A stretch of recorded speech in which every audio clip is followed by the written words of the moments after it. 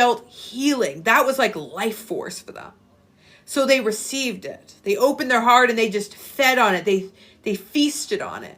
And they feasted on this energy. And when they feasted on this energy, the moment something happened and they either pushed you away or you pushed them away, or the two of you went into separation, immediately went into a dark night of the soul. Immediately went to a dark night of soul because they didn't have that life force and they couldn't find it in themselves.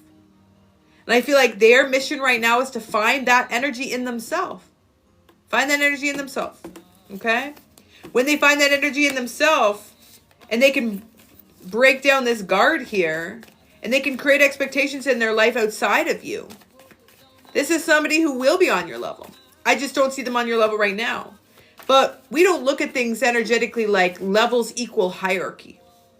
Because sometimes we can be further along the path, but actually be on a different place in terms of the wavelength. So we try not to look at someone again based on like, they're not where I am, so I'm better than them. Okay? True story. Facts are facts. Sometimes the spiritual community can simply promote a lot of spiritual narcissism. Like, I'm the best and everyone wants to be me. And everyone's just staring at how great I am. And I just walk in the room and everyone's like, damn, everyone's got crushes on me. People just throwing love offers in my face. It's like, you know, sometimes we got to take a step back and humble ourselves just a little bit, okay? We got to humble ourselves. And it's not your fault you're being fed all those free... It's not your fault, but it's true, okay? It's true. But I feel that many of you are seeing things from a bigger perspective or higher perspective. You are spiritually evolved. You have transcended this place of needing to see things as like good or bad, black or white, right? You see the bigger picture here. And you've set expectations for yourself that are more important. So I don't even feel like you're consciously detaching. I feel like you're naturally detaching because you have to go through this upgrade. For most of you, you've been having very vivid dreams. You've been allowing spirit to work through you, I heard. Work through you. You do. You feel blessed. Blessed and highly favored. You know that this is your moment. And in the past, you would have given up your moment. In the past, you would have deferred, right? You have given many moments up in your history because a part of you wasn't ready to fully step into your power and you wanted to give others the opportunity. And I feel like you're realizing that this is your time. So no one can get in the way of that, right? You can't let anyone get in the way of that. Damn, new opportunities coming in. And I feel like you know about it. I feel like you can sense that. You can feel that. You can feel that this is a different time than any time you've experienced prior to this time. What is coming in here for the divine? What is coming in here for the divine? A releasing of any confusion or illusions, new ways of thinking. For some of you, a new home is coming in. Okay, next year, could even be in the first few months. I'm hearing February. I'm seeing for many of you as well, there's so many new opportunities that you can't even envision. Instead of anticipating, wanting, desiring, needing, seeking, just allow yourself to be in this moment. Open your heart to be able to receive these new opportunities. Let the universe work through you is the message for this collective. Let the universe, let your guides, let the divine work through you. You are a vessel. You are a magical portal and vessel of many things to come. I heard you're getting your flowers. You're getting your flowers. Damn. Okay, what else is coming forth in terms of new opportunities? Some of you are seeing these things again in a dream. I keep getting these messages of those who have like prophetic dreams. Prophetic dreams. Let's see, what is the final insight here for this specific relationship? Dang.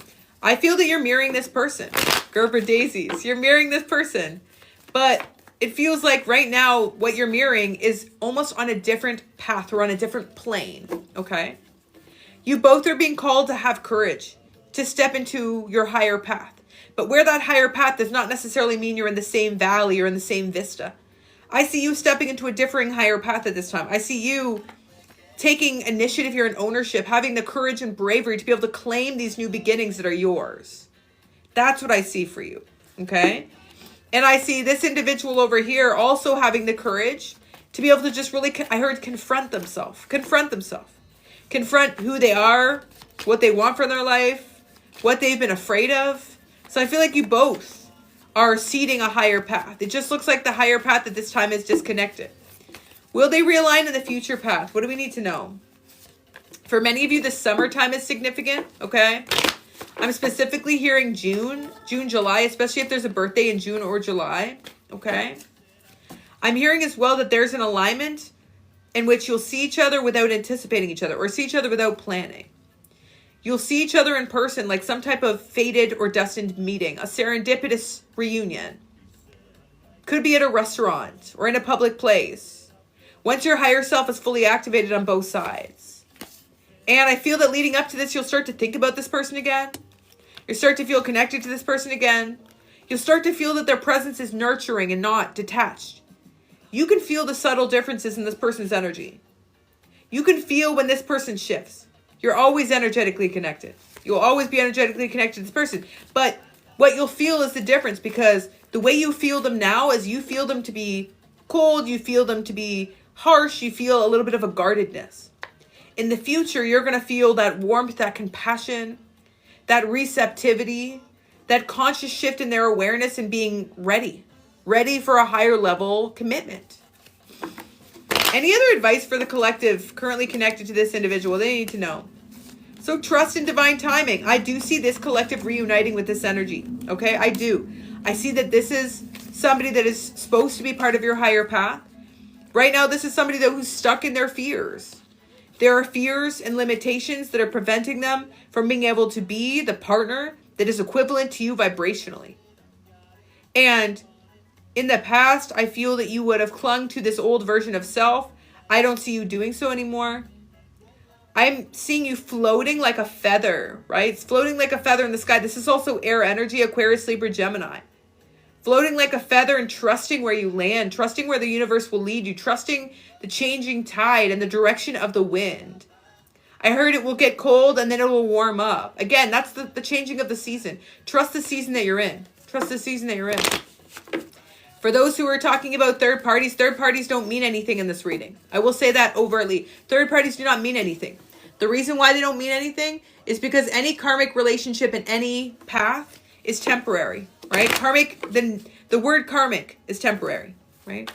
As long as the lesson is being learned, that's still where they need to be. If you're with a karmic relationship, if you're still learning a lesson, that's where you need to be. Let's not personalize and interpret a karmic relationship based on our perception of rejection, when truthfully it's about a path that we need to walk. Tell me a little bit more about this final insight here. Final insight here. What do we need to know? So this is for a feminine and a masculine energy that has been seeking higher paths and wish fulfillment. But the wish fulfillment comes from an activation of your third eye. Activation of your third eye meaning you're focusing on your vision. You're focusing on your view. Also allowing yourself to recognize when you no longer resonate with something because it feels like it's out of alignment with that higher path. Meaning toxicity, old patterns, temptations, deceptions, trying to seek from you those bottom feeders, trying to pull you back into that lower vibration, trying to keep you stuck and restricted, preventing you from being able to set new firm expectations, planting your flag at the top of the mountain and staking your claim. For most of you, that guilt that you have around this relationship and leveling up is something you need to work through. This is your lesson. And for some of you, you are already aware that this is somebody you'll end up with in the long run. Or there's this inner knowing that this is not the end of your story. But right now it's about continuing to work with your individual plot, the narrative you're creating for your path, and not being controlled by this person's narrative or where they are on the path. Okay? Any other insight here? What do we need to know? Damn, fire and rain. You could have listened to James Taylor recently. Okay? One of your parents could be a 70s baby. You could like 70s music. But fire and rain, opposites, right? Fire is inspiration, courage, bravery, creativity, okay, passion. Rain is like release, the heaviness, the weight of our emotions. This is the balance of two seemingly opposing parts. That's where you are. The balance of seemingly opposing parts. Polarity. Finding the balance in polarity. Final insight and advice for this collective moving forward. Damn, that's it. It's the flow. It's finding the flow where you are. Finding balance where you are. Some of you have sought out final confirmation. Will we end up together? I need assurance. I need the universe to tell me where, when, why, how. Show me a red cardinal. Show me a butterfly. Some of you just need to ground where you are. Okay? Some of you just need to find flow where you are. And stop seeking confirmation outside of yourself.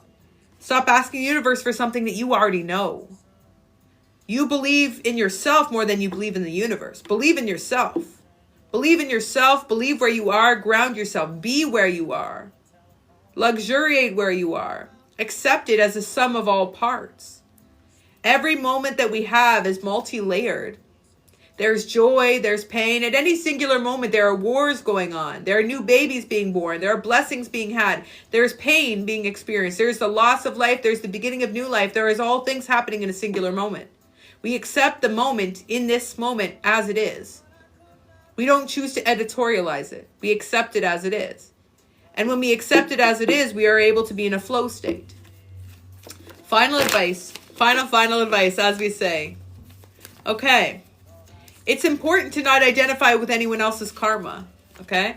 If someone else is going through a karmic relationship and you identify with that karmic relationship, all of a sudden you're having to receive or address or be affected by their karma.